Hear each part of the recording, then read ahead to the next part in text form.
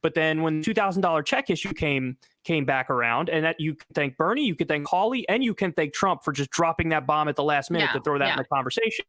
What happened was the Democrats picked that up and ran with it, and they were aggressively, Warnock was aggressively arguing for it. Even Ossoff was aggressively arguing for it. And then Biden went to Georgia and gave a speech and said, vote for us, we're giving you the $2,000 checks. So really, I think that analysis is the only analysis that makes sense, which is the Democrats promised something very tangible to help improve people's lives in the middle of a pandemic and a depression, and that's why they won. Yeah. Yeah. I mean, I don't know. What's that woman's name? Spanks? What's her name? The one who was like, we lost because of the socialists. Heidi Spank. Who was that? You know, that terrible no-name person who like literally nobody knew and who was like all talking about, she was the one who spoke to, I don't know, the hot take about that. And what do you think needs to happen moving forward? Like, what are you pushing for, organizing for, rallying the troops around? Spangberger. Spangberger, yeah, that sounds very weird. That name is very awkward. So the thing that I think should be done next is that I think that the squad should get together, the Justice Democrats should get together, have a block of like a dozen Congress people. And I think they should come out and say, we're going to block every single bill unless and until Joe Biden signs 5 executive orders that we want. And those 5 executive orders could be legalizing marijuana, or at the very least decriminalizing marijuana. It could be eliminating a certain amount of student loan debt, all things that he could do through executive order. And you give him an ultimatum. You say, listen, if you sign these executive orders, we're ready to do, business. If you don't want to sign these executive orders, we'll just block every bill and we don't care about the consequences. So that's what they should do. But will they do it?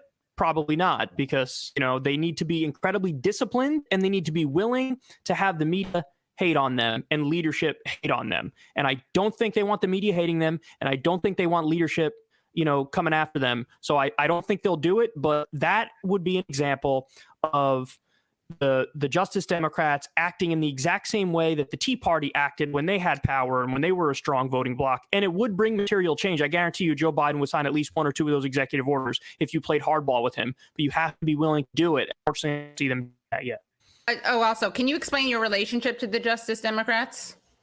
Yeah, so I was one of the co-founders. It was myself, Cenk Uygur, Shoykat Chakrabarti, and Zach Exley. And yeah, I mean, the idea of it was basically like, let's do a Tea Party of the left. And, we were very fortunate, very lucky to get a number of Justice Democrats elected. And we're still very proud of them. They're still clearly our ideological allies on 98% of the issues. But unfortunately, in my opinion, I don't think they're necessarily holding true to the original mission, which is a hostile takeover of the Democratic Party. I think they are.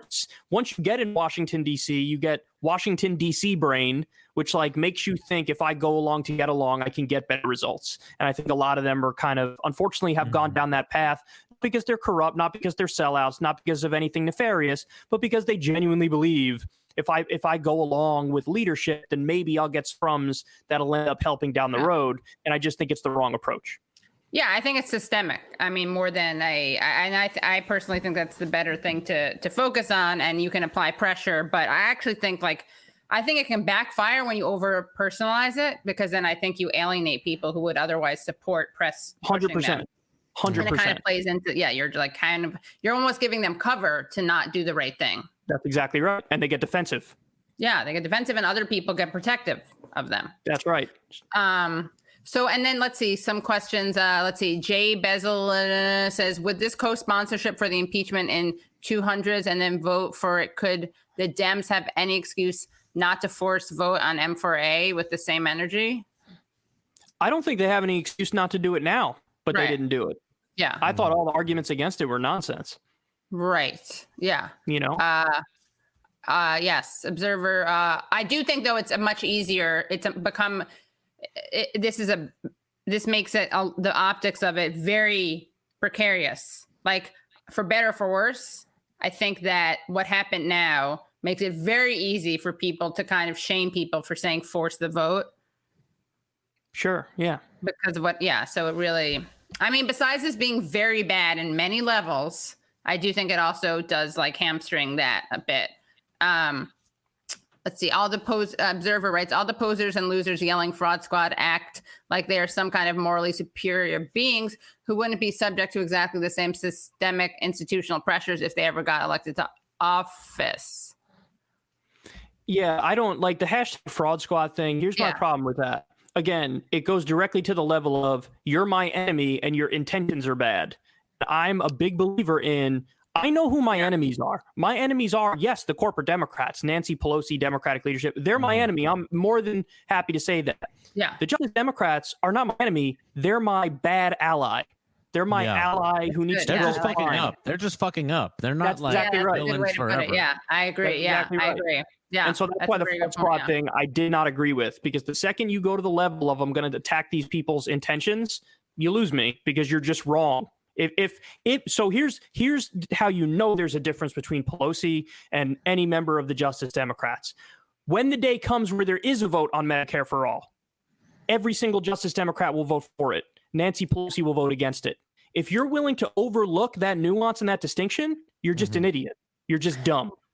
I mean, also, as disappointed as I can sometimes be with like Alexandria Ocasio-Cortez, she is also a sitting congressperson who's not taking like corporate donors, like corporate money, and that alone is so huge and such a seismic difference. You know what I mean? It's a seismic difference, and as much as people want to not acknowledge that and just hate because it's you want to be loud online, but like people were trying to own her on that exact point. People were trying to own her, and they posted her, where her donors were from, and a lot of the money came from Amazon. Come to find out, every single penny of that was from Amazon workers. Yeah, they did that with Bernie too, right? Yeah, they did that with Bernie. That's the same dirty trick they used on Bernie. But the sad thing is, I think there were some people who were earnestly thinking that Alexandria Ocasio-Cortez was taking like big Amazon money from Jeff Bezos or something, which is absurd. What if Dems focus full year on Al-Qaeda? What's that? Al-Qaeda, which is supposed to be like far right-wing version of Al-Qaeda, so like the people who stormed the Capitol. I see. It's play on words, like Al-Qaeda. Right, I get it. Yeah. I'm sure they love that. That's actually good. Yeah. It's clever. Yeah, it's clever. Yeah. There's so much to unpack here. I think that I would love for you to come back. I know you've been very generous with your time. And I agree. I think that, look, everyone has different lanes to play. I keep saying that. That's true. But I do think that there's a very important position to be staked out that says these people are being bad allies or ineffective allies, and we need to push them, and they are pushable. And that really is it. Like, they are pushable. Some people are pushable, and some people aren't. That's right. Yes. Sorry. And Willis, I skipped your comment. What is your comment? Different strategies for enemies than for friends. You know what I mean? I agree. I actually 100% think it is worth running on every centrist. Like, you want people to die, because I think ideologically, like, their ideology is that they want people to die. But I just think that you do different strats. Yes. Yeah, I agree. Friends than enemies.